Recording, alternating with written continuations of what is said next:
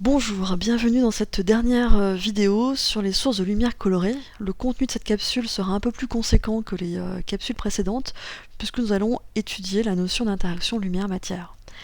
Alors faisons un petit point historique. À la fin du 19e siècle, au début du 20e, deux problèmes parmi tant d'autres se posaient aux physiciens.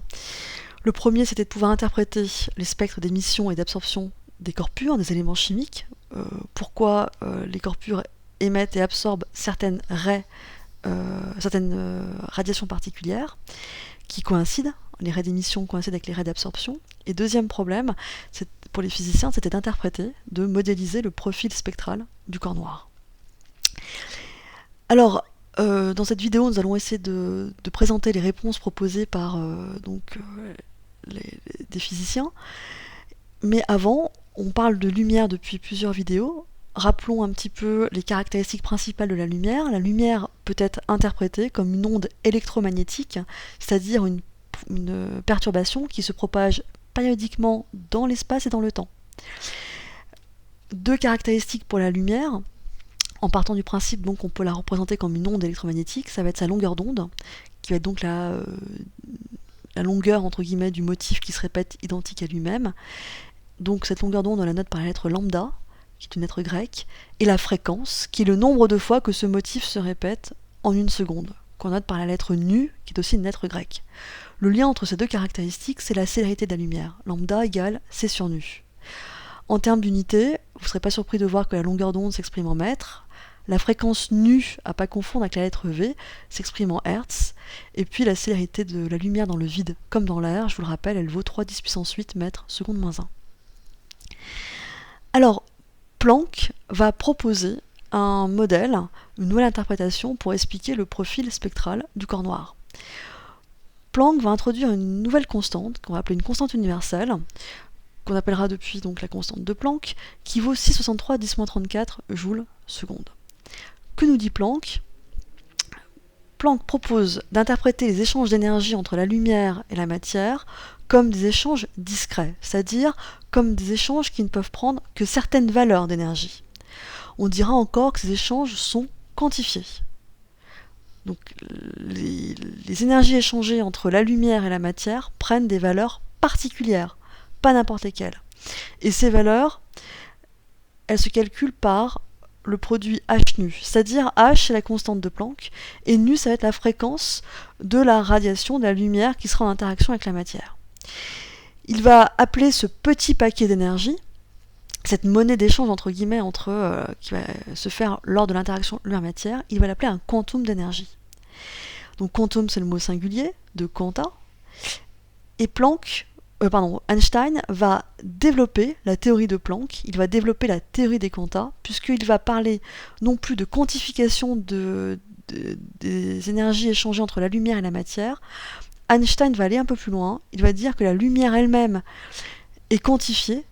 On peut interpréter la lumière comme des grains d'énergie, des paquets d'énergie qu'il va appeler photons. Voici un petit peu le CV d'un photon, c'est une particule qui est en mouvement à la vitesse, à la célérité de la lumière, qui n'a ni masse ni charge électrique, et bien évidemment ce qui fait sa caractéristique, qui possède une énergie. Et vous ne serez pas surpris que l'énergie d'un photon, que l'énergie d'un grain de lumière, qui représente maintenant l'énergie d'un grain du photon, qui représente maintenant donc la lumière, aura pour valeur h nu, le fameux quantum de Planck.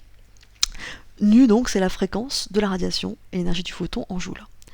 Alors on peut écrire cette formule autrement, puisqu'on se souvient que lambda égale c sur nu, donc nu égale c sur lambda. Autrement dit, on peut écrire que l'énergie du photon est égale à hc sur lambda, puisque c'est égal à h nu. Alors, à ce niveau-là, on interprète donc cette fois, selon la théorie de Planck-Einstein, finalement, que la lumière peut être vue, alors, au-delà de la percevoir comme une onde électromagnétique, on peut l'interpréter, on peut la modéliser maintenant comme des grains d'énergie qu'on va appeler des photons. Donc ça, c'est la théorie de Planck-Einstein.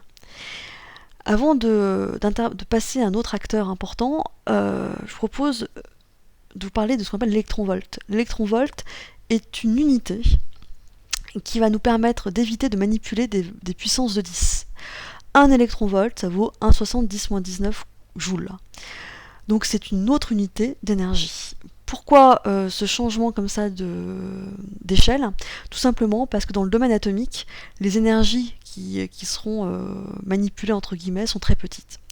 Donc on va introduire l'électronvolt qui est une unité mieux adaptée, mais bien évidemment dans les calculs il faudra penser à convertir en joules. Alors voici le troisième acteur important, c'est Bohr. Bohr va aller plus loin, il va proposer une quantification de la matière. Dans son modèle, il va parler de quantification de l'énergie de l'atome. De quoi s'agit-il? Souvenons-nous, quand on a quitté la classe de seconde, on avait grosso modo cette représentation de l'atome, à savoir un noyau, avec autour des électrons qui occupent différentes couches électroniques, c'est les fameuses couches KLM. Bohr va proposer le modèle suivant. Il va associer à chaque couche électronique une énergie.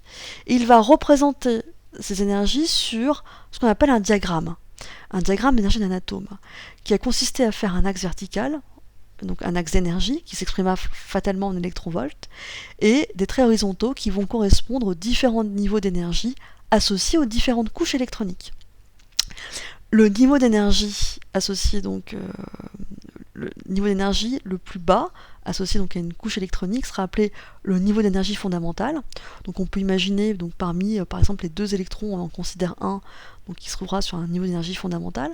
Et puis chaque couche à chaque couche on va associer donc des niveaux d'énergie supérieurs, et si jamais on peut faire passer cet électron qui est initialement sur un niveau fondamental, sur un niveau bas, entre guillemets, si on peut le faire monter vers des niveaux supérieurs, on dira qu'il va atteindre des niveaux d'énergie excités. Alors, on va pouvoir, maintenant qu'on est muni de ces deux modèles, quantification de la lumière, photon, quantification de la matière, modèle de Bohr, on va pouvoir interpréter l'interaction lumière-matière. Sur ce diagramme, on a simplifié la chose. On met ici donc deux niveaux d'énergie, E1, E2 par exemple, et puis un électron sur un niveau bas. Supposons qu'on apporte de l'énergie à l'atome. L'apport d'énergie peut se faire de différentes manières. Il peut se faire par des décharges électriques par exemple, mais aussi par la lumière, puisque maintenant grâce au modèle d'Einstein, on peut dire que la lumière c'est de l'énergie, photon. L'énergie du photon, je vous rappelle que c'est h nu. Si l'énergie du photon est exactement égale à la différence d'énergie entre les deux niveaux ici considérés, il y aura absorption du photon, et l'électron va donc, après avoir absorbé cette énergie, va donc pouvoir atteindre un niveau supérieur, un niveau dit excité. Quasiment spontanément, cet électron va retourner à un niveau inférieur. Donc ici, c'est très simple, puisqu'il n'y a que deux niveaux, donc il n'y a pas 36 choix de niveau inférieur, ce sera E1. Donc il y aura absorption, et donc le retour au niveau E1 va se faire de la manière suivante. L'électron va, en retournant à son niveau E1, il y aura restitution de l'énergie absorbée. Cette restitution va se faire sous forme d'émission de photons. Et bien évidemment, le photon d'énergie h nu, eh bien l'énergie de ce photon sera égale à la différence des deux niveaux. Souvent, en termes de notation, on note delta E, la différence de deux niveaux d'énergie. Autrement dit, quand il y a absorption d'énergie ou émission d'énergie, ou émission de photons, quand il y a absorption ou émission de photons, la différence des niveaux d'énergie coïncide avec l'énergie du photon absorbé ou émis. C'est ce qui explique pourquoi les raies d'absorption sur un spectre vont correspondre aux raies d'émission. Alors, résumons tout cela.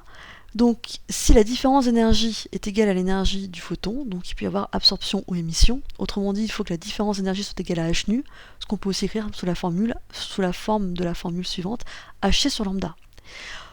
Donc, si dans un exercice on nous demande de calculer la longueur d'onde d'une radiation émise lors d'une transition, ceci, puisque h et c sont des constantes de Planck, qui est généralement donnée dans l'énoncé, c'est la taille de la lumière qui elle est à connaître par cœur, eh bien il suffit de déterminer la différence d'énergie entre les deux niveaux concernés pour pouvoir en déduire la longueur d'onde. Et inversement, si on connaît delta E, on peut donc en déduire la longueur d'onde de la radiation associée au photon absorbé ou émis. Alors, si j'écris différemment la formule, on avait dit donc que delta E égale HC sur lambda, autrement dit lambda égale HC sur delta E, ici E2 moins E1. Alors maintenant, avant de passer au diapositive final, n'oubliez pas les unités. La longueur d'onde c'est en mètres et la différence d'énergie en joules, alors que dans le diagramme elles sont en électronvolts, donc il y aura des conversions à faire. Alors, et finalement, comment répondre au premier problème qu'on avait signalé au début de la vidéo, comment interpréter les spectres? Alors je vous propose ici un spectre, alors en haut d'absorption de l'hydrogène et en bas le spectre d'émission de l'hydrogène. On voit bien que les raies d'absorption et d'émission coïncident. Je vous propose ici le diagramme d'énergie de l'atome d'hydrogène et supposons, donc l'atome d'hydrogène n'a qu'un seul électron, supposons que l'électron qui était initialement sur le niveau E1, supposons que cet atome a reçu de l'énergie, de telle sorte que l'électron se retrouve propulsé sur un niveau excité E3. Deux scénarios possibles, soit l'électron revient à un niveau E2 puis E1, donc finalement soit il va revenir à son niveau fondamental par étape, soit il va revenir directement. Donc supposons qu'il réalise une étape intermédiaire, E3, E2. La question que je vous pose c'est, quelle est la radiation qui correspond à la transition du niveau 3 au niveau 2? Alors je pense que vous l'avez compris, c'est un petit défi, donc comme toujours vous mettez sur pause, et puis dès que vous avez un élément de réponse, vous relancez la vidéo. Autrement dit, si j'en reformule la question différemment, quelle est la longueur d'onde de la radiation associée au photon émis lorsque l'électron passe du niveau 3 au niveau 2? Alors, je pense que vous avez donc un élément de réponse. Alors, en fait, il s'agit de repartir de la formule initiale. Lambda égale HC sur la différence d'énergie, donc E3 moins E2. HC, donc ce sont les constantes, là il n'y a pas 36 solutions. E3, ici c'est moins 1,51, et E2 c'est moins 3,40, donc moins sera plus, mais attention, ces différences d'énergie, là, ici sont en électronvolts. C'est la raison pour laquelle on va devoir multiplier par 1,70-19 pour passer des électronvolts en joules. En termes de valeur, on va trouver 6,58 10-7 mètres, soit 658 nanomètres, qui va correspondre à cette radiation. Une dernière parenthèse, notez que les énergies sont négatives, plus l'énergie est négative, plus le système est stable, plus le système est lié. C'est une petite particularité ici des diagrammes d'énergie.